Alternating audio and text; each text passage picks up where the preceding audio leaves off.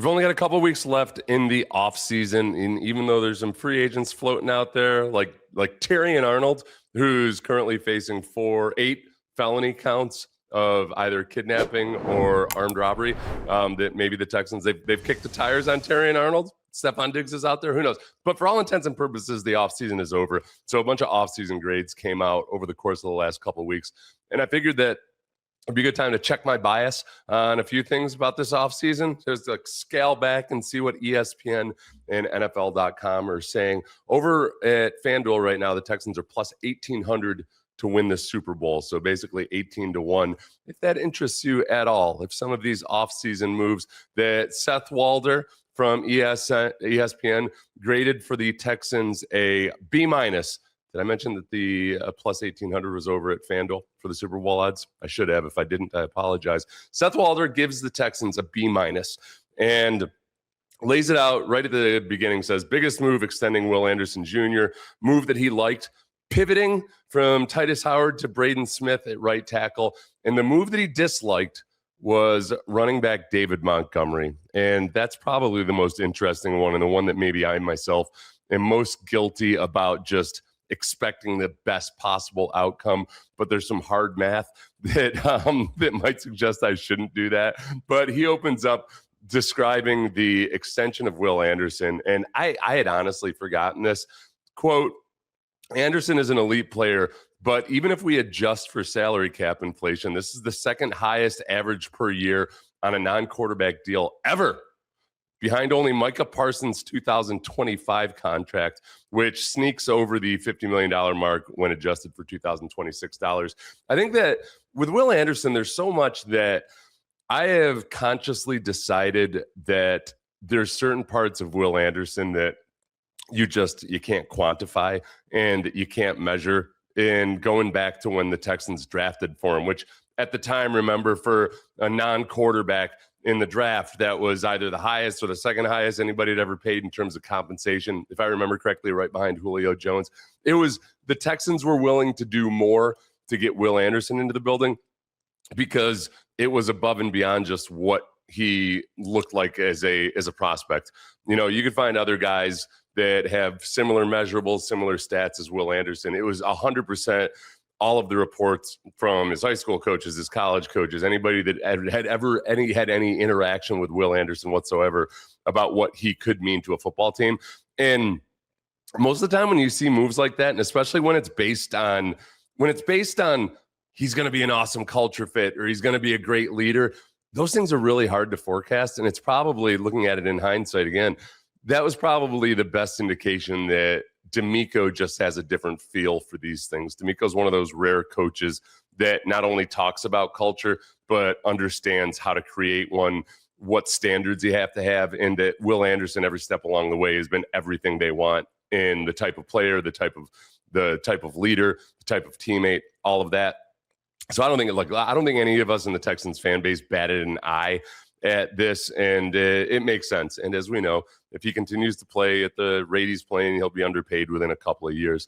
That's what remember J.J. Watt had said that back when he signed his $100 million deal, back when $100 million. He used to be able to do something with $100 million. It used to be a big contract. But J.J. had said, yeah, if I hold up my end of the bargain, I'm going to be underpaid. That's the way it works.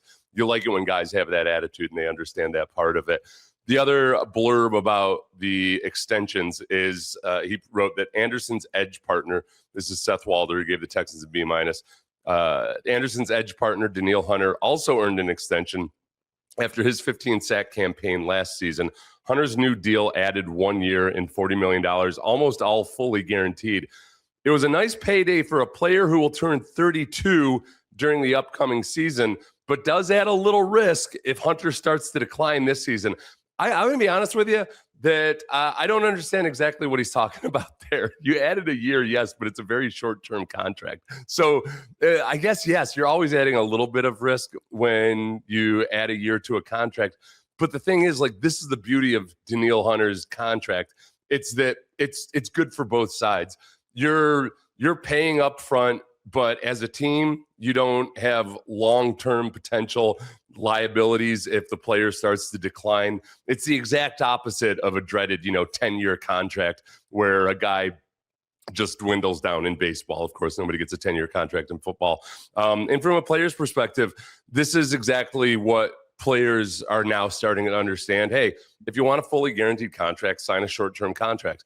And a lot of teams would be happy to give it to you. And the Texans have done it with Danielle Hunter a couple times now. So I disagree. If you disagree with the dollar amount or anything else like that, but the risk is so minimal and so short term, it's kind of a lease as much as it is a long-term commitment as it might be with others. The biggest trouble you can get into in free agency is when you start giving out long-term 5-year deals. And that's why you see so few teams really doing that much anymore. The deals have really been shortened because it makes sense for both sides, as long as the players understand that the top line number might not be as big, but people so rarely play out that entire contract anyway that it's a moot point for a lot of people. Still on extensions here with Seth Walter. Houston also handed star wide receiver Nico Collins a raise, increasing his cash payments by a total of $17 million over the next 2 years, boosting his deal to 2 years and $60 million. This is a good refresher for me as well. Hopefully it is for some of you. Some of you are much smarter than me, and you don't need a refresher on some of these numbers. The Texans also extended Aziz Al-Shaair and Dalton Schultz and re-signed Sheldon Rankins and Ed Ingram. When it comes to the extensions, the reworked contracts, the Ed Ingram one, I think, piqued a lot of people's interest, because whether you want to look at PFF scores or anything else, people don't look at him as a top guard. I do think that, man, going back and watching some of the good clips of the offensive line this year and when they were running the ball well, just how vicious Ed Ingram is. And for this offense, the entire offseason was spent trying to get guys who are good in the run game, either in David Montgomery himself, who's good at literally running the ball, or if you're a good run blocker, if you're a draft prospect like Marlon Klein, I think his experience playing inline tight end in college and being a very eager and willing and at times very physical blocker was a huge part of why they brought those guys in. Everybody other than the wide receivers that they added in the draft or elsewhere really are guys that profile as, they are all about the run game. They want to be tough. They want to be gritty. The Ed Ingram signing was 100% about that. The one that piqued my interest the most, or just thought, like, okay, this is something we need to monitor, is Nico Collins seemingly agitating for a raise.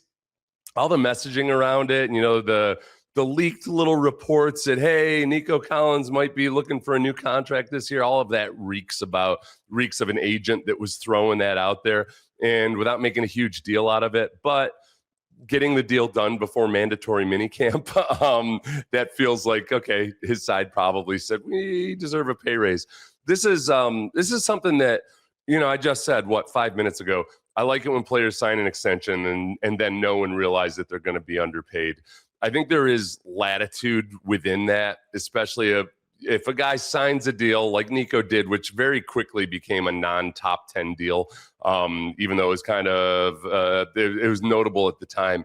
But he very quickly got outpriced, and sometimes I think there is an understanding with the GM and a player, especially when it's a younger player, that we can tweak this in a couple years if we need to. So far, it hasn't turned into a trend. I have just seen it before where it almost becomes like a disease of guys going to the front office and saying, hey, you gave this guy that. How come I don't get more money now? And it adds up way quicker than you might expect when all of a sudden you've got all these guys and you're not on a Super Bowl champion team and everybody wants an extension or wants a pay raise or whatever it might be. I think the 49ers have dealt with that a little bit. And sometimes it's worked out and they figure out a way to do it on a case-by-case basis. But sometimes they end up in situations like you have with Brandon Ayuk. You got to be very careful and judicious about who you give that money to. I do think the Texans have very, very few even potential Brandon Ayuk type personalities. And I'm not saying that as an insult to Brandon Ayuk, but he's different. I think he's cut from a different cloth than a lot of guys, than the guys that D'Amico wants around. So it's something to watch, but not anything to be concerned about right this moment. Seth Walter goes on to talk about the Texans' offensive line. They've struggled with the offensive line for years, so it's somewhat surprising when they traded Tytus Howard to the Browns. But it was a good deal. as Howard ranked in the 24th percentile and 31st percentile in pass block and run block win rate, respectively, last season. I'm going to be honest with you. I don't know how much I really genuinely trust the ESPN pass rush and pass block and run block and all those win rates. I think that when you look at them across an entire offensive line, they seem to be pretty accurate. When it comes to individual players, I'm just not 100% positive about how exactly they calculate it and how much GPS tracker info goes into all of that. And those things can be a little bit dicey. I should have done that research before this. I'll follow up next time. But there's times where it doesn't match the eyeball test. With Tytus, I think he was better than what those percentiles would be. But yes, he's certainly not one of the premier offensive tackles in the league. He goes on to say, despite a more modest, talking about the Tytus Howard trade, they got a 5th round pick back in the deal, but that's more than they should have received, considering Howard was scheduled to make $17.5 million in 2026. I was glad that I saw this because it was a reminder to me, that financially it did make sense. If you include the Braden Smith signing almost as part of the Tytus Howard trade, it's that, all right, let's think, we're giving away Tytus Howard. You lose that $17.5 million you have to pay in 2026. You get back a 5th rounder, and then you signed a guy in Braden Smith, who Seth Walder says, quote, Smith had better numbers last season with roughly average win rates. So you get back an equivalent player, but also one that's much more dialed in and aggressive and vicious on the run game than Tytus Howard is. So going back to that theme of what kind of guys do you want there? We want guys who are passionate about run blocking. We want guys who are nasty, don't give up, play to the echo of the whistle, don't strip sack their own quarterbacks. All of those things, that's what you're looking for. But you also saved a lot of money with him making about $10 million per year. This is the critical part where he gets critical. Not the critical part of the blurb, but maybe so, because this is the part where he's most critical.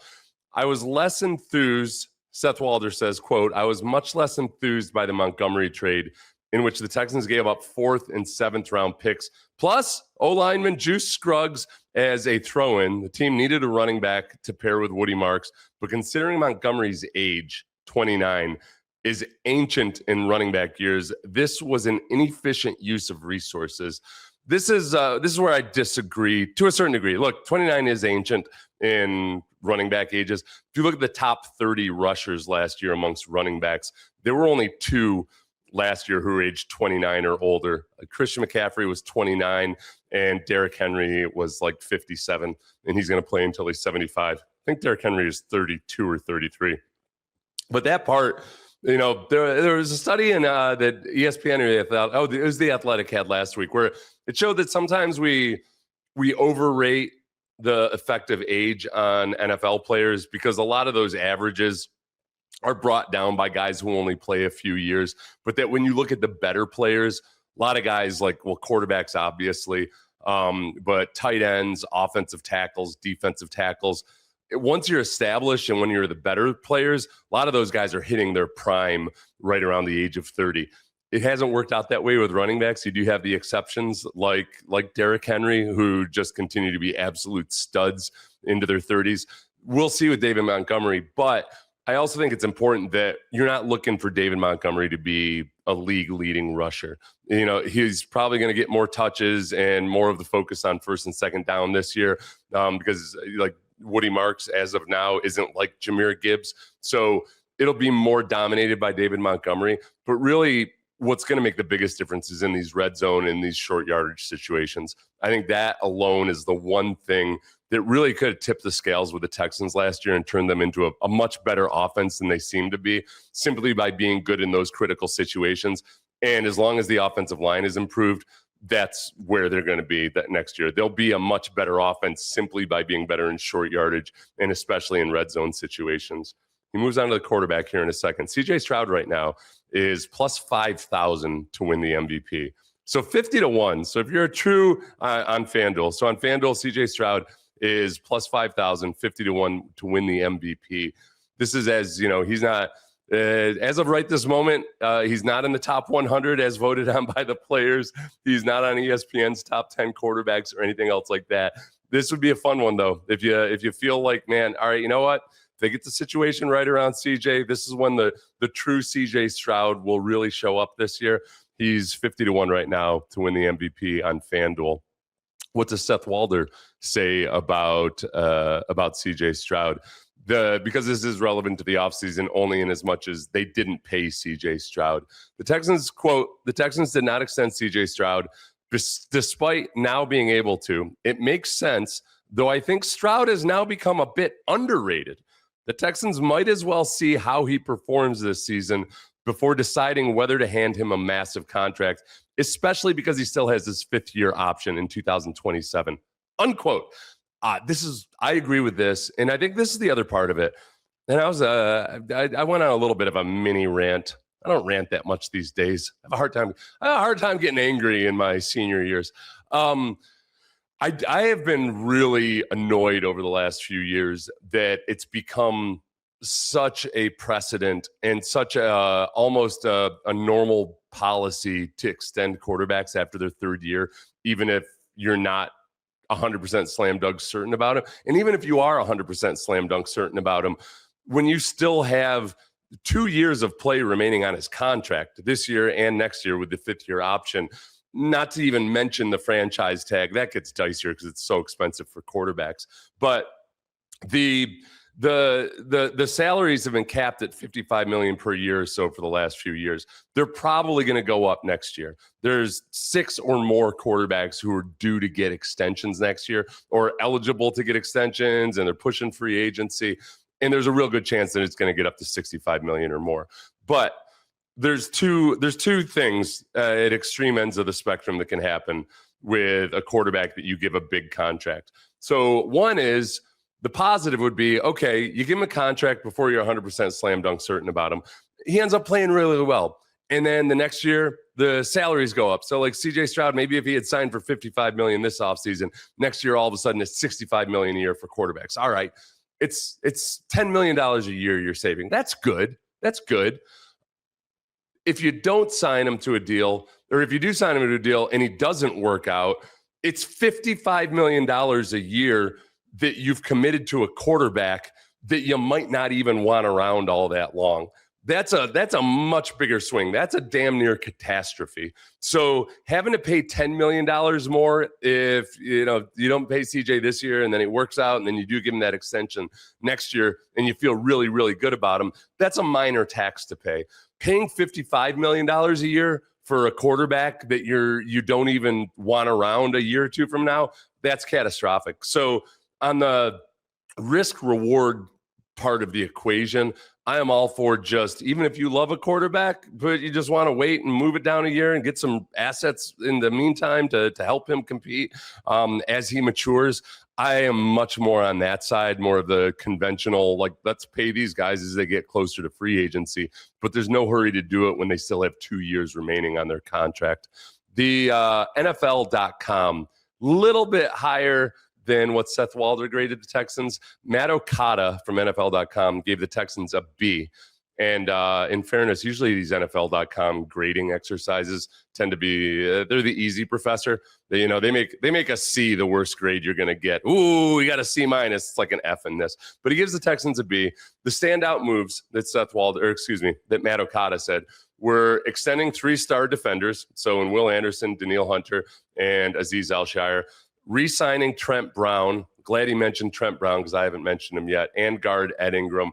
And then releasing Joe Mixon, which feels like decades ago. It was a foregone conclusion by a certain point that, okay, well, it wasn't a foregone conclusion that Joe Mixon wasn't going to play all of last year. Joe Mixon himself hinted like he might come back at some point.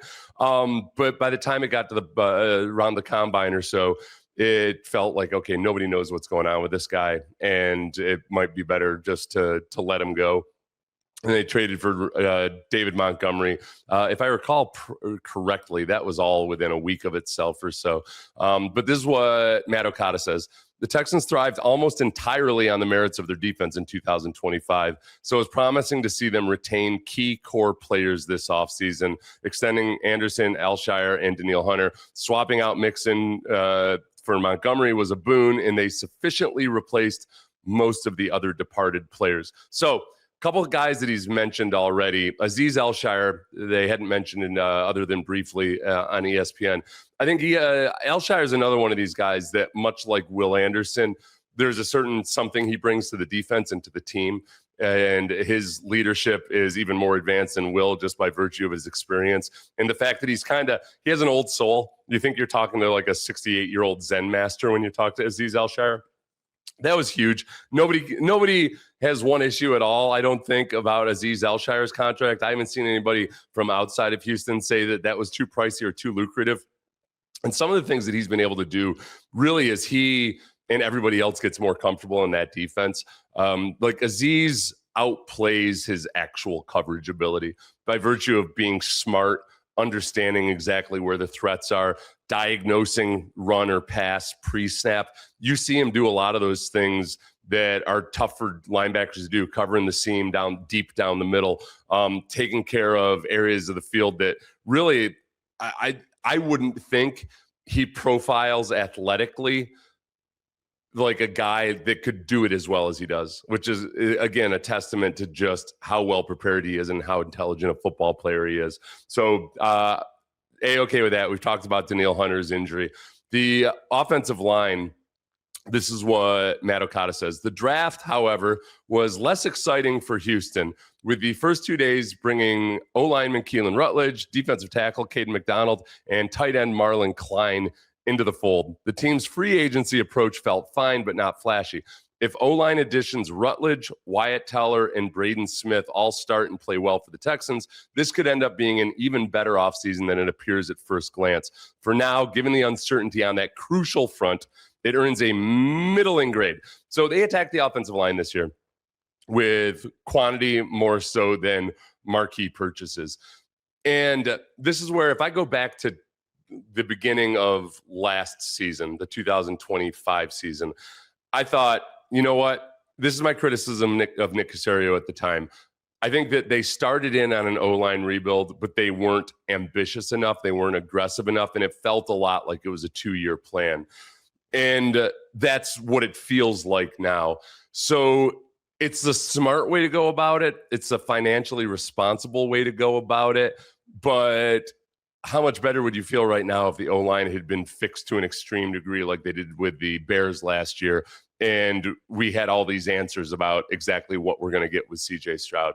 It's also important to point out that nobody knew that Joe Mixon was going to miss the entire season going into last year. That kind of threw a wrench into a lot of things as well. But I think if you look at what they did last year, the Cam Robinson didn't work out, but that was a reasonably low contract. The Ed Ingram totally worked out, and that was a nondescript offseason trade. I think Trent Brown worked out way better than I thought it would have, and he was on damn near close to the veteran minimum.